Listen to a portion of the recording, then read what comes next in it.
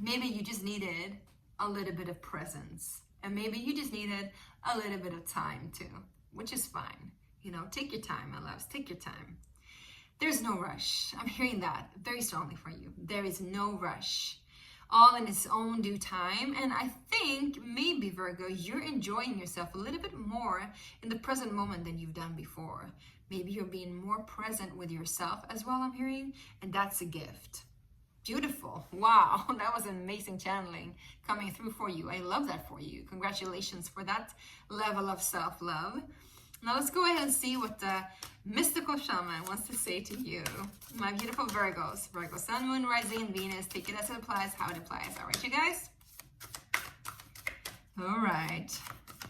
Also, if you haven't subscribed already, make sure to do so. That really helps me to grow and helps you also, so you get all the latest news from me.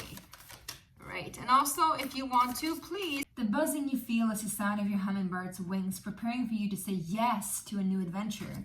This is not the time to linger on what has gone wrong, but to trust in the rightness of the moment and take bold action. All right, so again, you need to be present, and when that divine timing hits, do it, right? Trust that success is assured even if you must face tests and challenges to reach your destination. Know that all will be well because the all is in the small. I love it. This kind of reminds me of when I was in Colombia for some months. I had this period of time after being on very many medicine journeys and working with the shamans there and the group of people. I had this time for myself that I just sat and I just wrote and I reflected on everything that I've gone through, and I wrote this book, and I'm still finalizing it now, many years later. But you know, it also proves that everything has its own time and everything has its own rhythm, and trusting in divine process.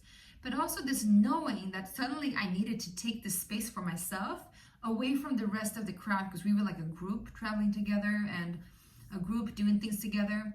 But I was starting to say no to that group and saying yes to my own needs and my own self.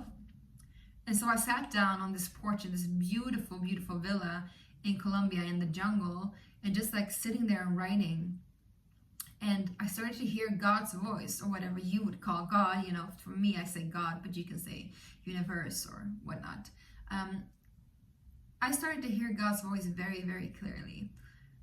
More clear than ever, I would say. And I started to have conversations with God very strongly, or my higher self, or intuition. We'll call it what you want, right? But the thing was that I got very clear messages that every detail is divine. Every single little detail, every smallest thing